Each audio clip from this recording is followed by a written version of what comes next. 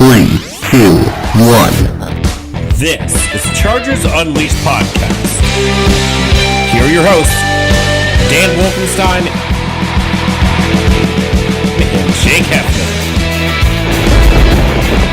Welcome to another edition of Chargers Unleashed. Jake Hefner and Dale Wolkenstein here with you from the LA Football Network. Today's show, of course, being brought to you by UFC Fit and Temecula, Golden Road Brewery, Charger Bolt Family, Tick Pick, and Bet Online. If this is your first time tuning into the show, you could, of course, like and subscribe to our YouTube channel. Follow us on Facebook, Twitter, Instagram, and you can find us on Apple, iTunes, Spotify, or wherever you choose to digest your weekly NFL podcast. Dan Wolkenstein, I don't think that the term special guest is a good enough term to really describe what is about to take place on our show today. I know I may be hyping that up, but to Dan and I, this is a very special guest today. And I know that we laud that a lot when we have special guests on this show.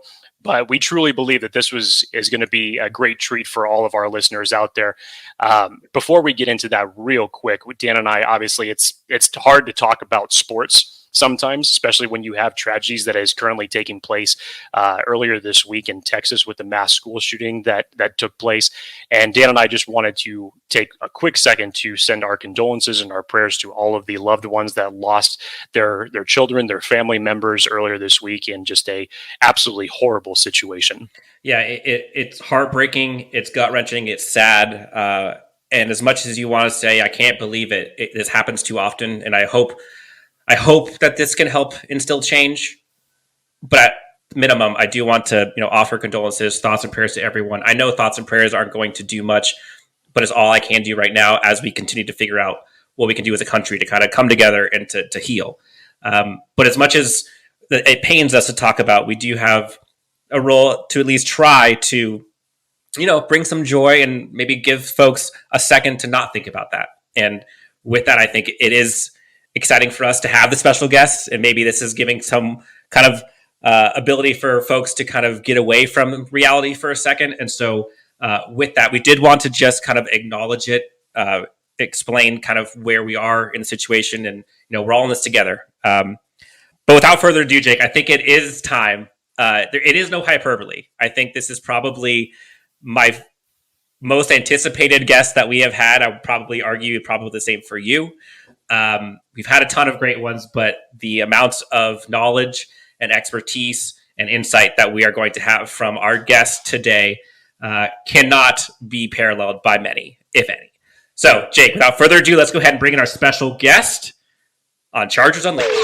If this is your first time tuning in, welcome to Chargers Unleashed. Let me tell you, we have an amazing show lined up for you today, as we have a special guest who could arguably have the most knowledge about the NFL and your Los Angeles Chargers.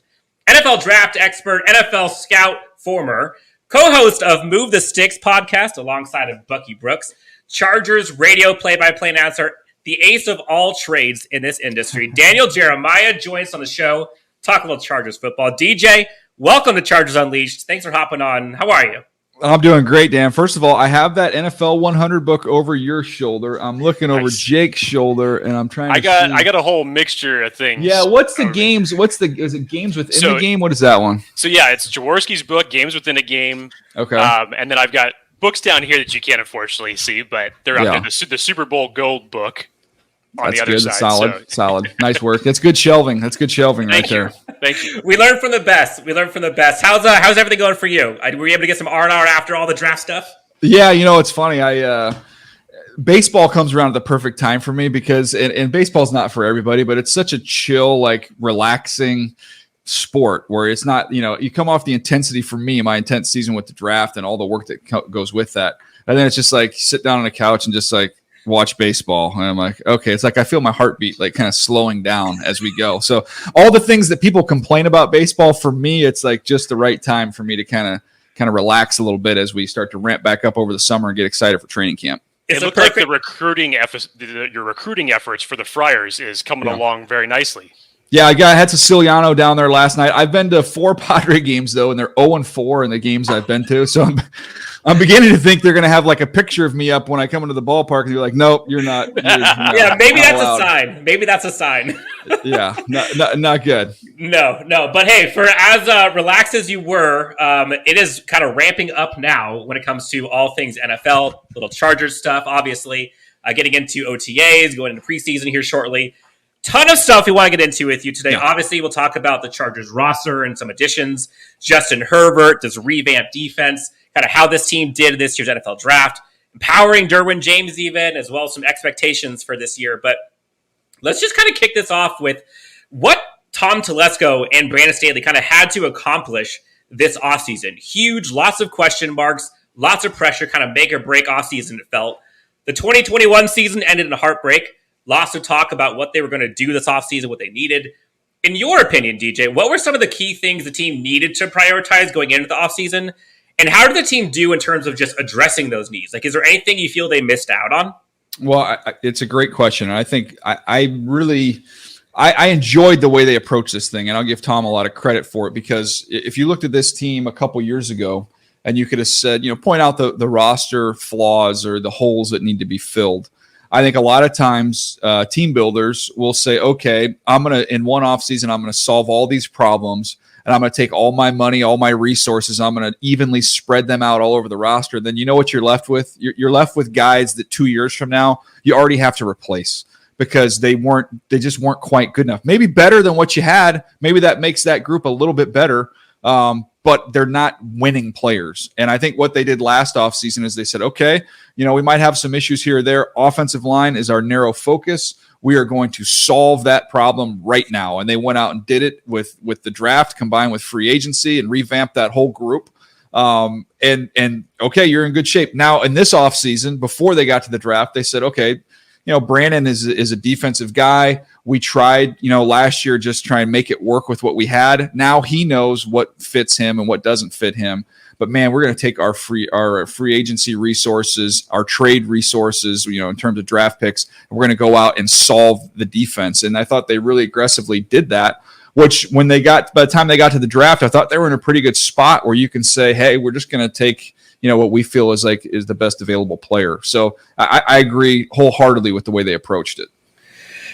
Got it. And specifically looking at kind of J.C. Jackson and Khalil Mack and Sebastian Joseph Day, how do you see those two tactically? How do you see those three, I guess, impacting how Staley is able to implement this kind of defensive scheme that everyone has kind of been talking about and kind of how he got his name to fame? Well, I think when you kind of look at the guys up front, and you had a couple quality defensive tackles, so Austin Johnson in there as well. So they've got guys that can hold up against the run, but guys that have some athleticism and some range to be able to play laterally. So I think those are the guys that fit this defense well. And then when you look at what they can do with Mack now, I know everybody's going to talk about Mack and Bosa, rushing the quarterback, but to me, Mack's going to put you in so many long third down situations because he might be the best edge setting, player in the NFL. He just annihilates tight ends and tackles at the point of attack in the run game. So he's going to buy you more opportunities. You guys know, when you watched the team last year, how many times were you just staring at 3rd and 2s and 3rd and 3s, and you don't get to cut Joey Bosa loose in those scenarios. So now they're going to be so much better on those early downs, which now is going to lead to Mack getting to put his pass rusher hat on to go opposite of Bosa. You've got some more athletic interior guys now that can rush. I think Tillery will be freed up, where he can just go inside and rush in sub situations where he'll be good. And then now, okay, we figured out we got him in long yardage situations. We've got complementary rushers that can get to the quarterback. Now we need guys that can take it away. And I think when you look at what they did at the corner position with JC, you look at the draft and what they did, which I'm sure we'll get to that as well. Woods, I think, had 6 picks last year, goes to Senior Bowl, has another pick. He's a ball hawk. So you can kind of see the plan. Sometimes with these teams, you kind of come into the offseason, you come out of it and you're like, okay, we did a lot of stuff, but what was the discernible plan here? I felt like they absolutely had a plan that they followed. Love it. So looking at kind of how the Chargers roster has been built, and it's been a few years now with Brandon Staley, they kind of seem like they had to revamp and retool or overhaul almost the entire offense outside of Justin Herbert. How would you assess the work Tom Telesco has done in terms of just building a complete and competitive roster? Well, I think a lot of times when you have, young quarterbacks, it really is helpful in terms of weapons to surround them with more veteran players who have seen more things, and they can help him through kind of the growth process. And then as you get older, you can allow some of maybe the veterans to move on. You can incorporate more young guys around him and let, Justin kind of, raise those guys up. I think they did a nice job to kind of break him into the league. When you have Keenan, you start first right there, and you have Mike, you've got two young veteran guys with a lot of experience. And I think that has helped Justin get going. And I think the exciting part of that process now is you're going to see it, with Josh Palmer and some of these other younger players that they're going to bring into the mix. Justin's gotten to the point now where he's going to be able to teach them and elevate their level of play. So I thought they were smart with how they've done that. I think if you look at a lot of the young quarterbacks that have struggled in the league, you've got young quarterbacks thrown to a bunch of young receivers, and you need that little veteran component. It's a great segue there, Daniel, because I was going to get into Justin Herbert here, and just going all the way back to week 2 in 2020, seeing him set foot on the field under those circumstances in Kansas City, and fast forward now 2 years and what he's done in his rookie season, following that up with what he did in 2021. Justin Herbert's been nothing short of spectacular in his first 2 seasons as an NFL quarterback. But from your perspective, especially just being, calling the play-by-play and then, of course, being on the NFL Network and dissecting some of this, what is it about Justin that sets himself apart from other quarterbacks that you've covered or studied? And in your opinion, how would you rank him among the best in the league right now? Well, I can say, you can argue and debate, who those top 3 or 4 guys are. He's in every discussion, no matter who you are, what your opinion is. He's in that discussion as the best guy. And way I explained to people is, would I trade him for anybody? No. There's nobody there's no other quarterback in the league I would trade him for. And I can say, okay, we can split hairs and we can talk, Josh Allen, or we can talk, Burrow is kind of the young guy. Obviously, Mahomes and what he's done and established himself. But when I look at Herbert, you can make a strong case that he is the one you would choose to build around because of the prototype stuff that he has. I mean, Josh Allen would be the other one that has that, just the size, the arm strength, the athleticism.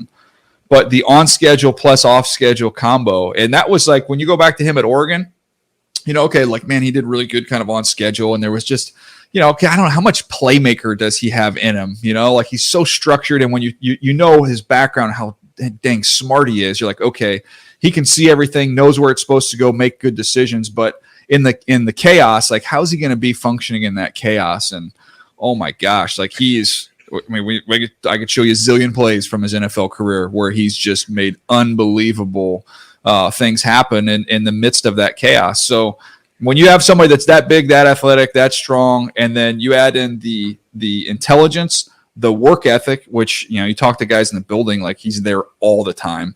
So all that stuff is off the charts. You've got the on schedule, you've got the off schedule. Like, tell me where you're wanting there. Like tell me what the hole is. I don't know what it is. Now, fast forward, obviously, just getting past draft season now, the Chargers did a lot to obviously beef up the offensive and defensive lines through the draft. You add a lot of secondary depth pieces that they were really struggling with last year that they got exposed to due to injury. But looking at the entire draft class as a whole, a lot of people would say it maybe wasn't the sexiest draft out there, but you found very capable starters in your first 3 picks, found some nice depth pieces, and even possibly sleeper picks, as according to some of them that were on your big board. But just assessing it, is there a player that you feel that may have a bigger impact on this team than maybe folks are maybe not expecting? Oh, from the current rookies? Yes. I mean, I'm a JT Woods guy. He's one of my favorites, and we just talked about him. But guys that take away the ball in college usually take it away in the NFL. He's got really, really good instincts. So, the knock on him is he's not 215 pounds, so he's a little bit slight, but he ran in the 4.3, so you got ridiculous size speed. You've got the instincts, which lead to the ball production. He's got the track background, so this is like an elite level athlete. And then I always love the fact when you take these guys and you go to the Senior Bowl down there during that week, and you get kind of the best of that senior class. And he stood out. And I remember just kind of being like, what am I missing? Like, what's wrong with this guy? Like, why is there no heat or buzz on him when I talk to friends around the league? And they're just, I felt like it was a tremendous value pick for the Chargers. And I think for what they want to do, I think this is kind of a popular conversation of how you use Derwin going forward and where he's at his best because he can do everything. to me, when you're going to be able to put two high safeties behind him with Adderley and JT Woods, and you can let Derwin kind of be that nickel linebacker, which I would imagine probably next to Drew Tranquil, and let him match up with Kelsey when you play the Chiefs underneath, be able to blitz him more, buzz him underneath stuff, and just be a nuisance. Like, to me, that's where this defense is going to be at its best. Another tremendous segue. Obviously, I was going to actually ask you about Derwin James. We all have seen what a chess piece he has been and how valuable he is to this team since he set foot with the Chargers in 2018. And you tweeted about it last week, just talking about how excited you were to see Derwin play, given the fact that Staley has invested, like he did in Herbert in 2021, he's invested in putting pieces around Derwin this year. Can you elaborate, and you kind of touched on it there a second ago, can you elaborate as far as your expectations for how this team's going to utilize him? Yeah, I think that's part of it. I think it's being able to let him play down low. And, I put my quarterback hat on and I say, okay, I'm coming up to the line of scrimmage and I've got to play against the Chargers. Like, where would I not want to see Derwin James? First of all, I'd prefer to see him on the sideline, but provided he's on the field, I want him as far away from me as possible, because once he gets closer to the line of scrimmage, now it's a guessing game of where he's going to go, what he's going to do. If you want to send him, I mean, he is so dynamic and so explosive, and he's going to overpower your back. So if you're provided you're going to leave your back in there and think he's going to block Derwin James, it's not going to happen. Tight ends, he's going to be a major problem. Oh yeah, by the way, if I see him rolled up on one side and I check a run the opposite way, he can suck it up and run it down from the backside. So that to me is where I think he's the most valuable and where he can be the most impactful. And I think what they've done roster-wise is going to allow them to use him a little bit more up in that role. So that's kind of how I think of it. I think also like the analogy of, if you're a point guard in a basketball game and you're playing a team that presses, like after a while, just like, oh my gosh, he's picking me up 90 feet again. Like that's what it's like. That's the pressure that Derwin can put on a quarterback and on an offense when he's near the line of scrimmage. We're talking to Daniel Jeremiah here on Chargers Unleashed. Let's talk about head coach Brandon Staley here for a second.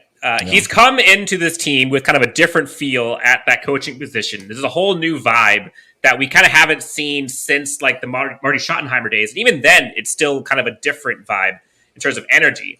And even as like a rookie head coach, he was criticized a bit about some of his fourth down decisions and how aggressive he was, especially late in the year.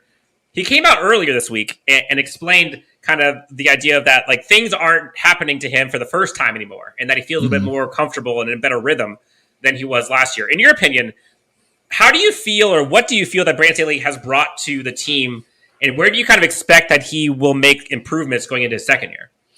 Well, I think you mentioned a couple words. I just wrote them down. I mean, when you think about the edge and then the energy that he brings, like that's there every single day. When you have a coach that shows up that is that passionate about everything, it can't help but be contagious. So, I mean, that's where you start. Forget all, the X's and O's, and, he's kind of part of this defensive wave that's taken over the NFL. He's right at the forefront of what everybody else is trying to mimic and to copycat. So he's up there in terms of the X's and O's where you need to be. But I just think in a league of parity, which the NFL is designed to be, energy and edge, those can be X factors for teams. And I really do believe that, because, it's a long season. And when Coach Staley treats a Wednesday practice in the middle of the season like it's the first day of school, like it's just, that matters and that counts. So that's what he brings. And I think it's kind of cool. He talked about not going through everything for the first time, knowing he's going to have a better sense now of kind of when to maybe push, maybe when to back off. The times to be aggressive, maybe some other times where, it doesn't call for that. You don't know that until you go through it and you make all those decisions. He made hundreds and hundreds of decisions, and knowing how detailed and organized he is, I guarantee he's cataloged all of them. And he's taken this time in the offseason to learn from whatever mistakes he may have made. But when you have a coach that's that energetic and that confident, I don't see how it doesn't have an impact and spread throughout not just your players, but really throughout the whole organization. Now looking at the 2021 class, outside of Pro Bowl / All Pro season that Rashawn Slater had, which still don't know how he got to us at 13, but based on what you've seen from the likes of Asante Samuel Jr. or Josh Palmer, maybe another guy from that class, which do you see from that class 2 years ago having kind of the biggest chance of like a second year breakout bump season? Well, some interesting names. I'm just kind of pulled it up and looking through some of the other ones. McKitty, I'm curious to see what McKitty's role is going to be. Obviously, had a reputation as a blocker. I think he's got more to offer in the passing game than what we've seen so far. Obviously, you can get a huge opportunity there. It's a pretty deep room. But I think his role continues to kind of grow a little bit. He's going to earn more opportunities, catching the football as opposed to just running the ball. I really think Nick Niemann can be a Pro Bowl special teamer. So, he was already playing at a very high level there last year. Does he, continue to grow? I think that's probably another year of that. And then we'll see where his role on the defensive side of the ball, goes from there. Kind of going through the rest of that list. You hit on the big ones there at the top. I think between Asante Samuel and Josh Palmer, those guys are going to be basically starters. Obviously Asante is a starter, but I think Josh Palmer, you're going to see him. He's going to get starter snaps. He's going to be in there all the time. And I think some of that inside-outside flexibility is going to allow them to continue to move Keenan around so he doesn't get locked into one spot. So I think he's, the fact they didn't draft one this year, I think shows you how confident they are in Josh Palmer. Daniel, this has been a debate that I've heard lately just as far as the expectations for the Chargers heading into this season. Now that you have Justin Herbert producing the way that he is, and of course the fact that he's still on his rookie contract, from an organizational standpoint with Telesco, with Staley, what is the bar that as far as the expectation go that the team needs to achieve? And in a crazy AFC West division as far as getting to the next level, getting to the playoffs, what's the bar as far as success goes that should be ultimately successful that may be just outside of the Super Bowl? Yeah, I think there's two different ways to look at it. I think if you look at it from outside and maybe that's us or the fans or whoever else, what the expectation is, or maybe even it's around the league, the expectation is they're going to get in the postseason. That's where it starts. This has to be a playoff team this year. But I think if you were to, give truth serum to those inside that building, I think the expectation is to win a championship. And I think it's like this year that is the expectation. They have enough. When you look at that roster, you look at offense, defense, and special teams, they have enough to win a Super Bowl this year. Like it's there. The people that they need are in that building. There's no spot where you say, oh my gosh, they can't, this is too big of a weakness. They can't overcome that. Like, okay, yeah, they got to sort out the right tackle position. They've got a couple guys that'll compete for that job. Outside of that, you're looking at some depth that they have at the corner position that they haven't had. You're looking at a defensive front that's going to be able to roll guys through. You're looking at offensive line, who I'd argue right guard to left tackle might be the best in the NFL, or it's in that discussion in terms of the talent. You've got wideouts. Now you add the bigger back complement that you wanted to get. I don't know. This is the pieces are there for them to win a championship, and I guarantee that's what the expectations are inside that building.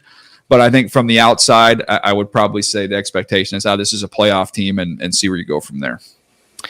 Now, to pick your brain a little bit outside of the Chargers, just given your long tenured career in the NFL, scouting, play-by-play, NFL draft analyst, what is it about the NFL or the different stages of the offseason or the regular season, or just in general, that gets you juiced or excited to come into work every day? Well, look, to me, the cool thing about the NFL, and we touched on it, with the salary cap and with parity, the NFL, all 32 teams, when you start training camp, there is hope in every single one of them. Like this can happen, and you can go from worst to first. We see it every year. So you can make that monumental leap. And I've just always been, enamored with the team building process and how you bring in these new pieces and solve problems. And you do that in all these different phases of the offseason. So to me, once you get to training camp, it's like we've had free agency season where we've had free agency frenzy. We've done all the shows. We've talked about it. We've done the combine, which led up to the draft. We've talked about that. You talk about the different quarterback movement and the trades that have taken place. All those things have their own little moments in the offseason.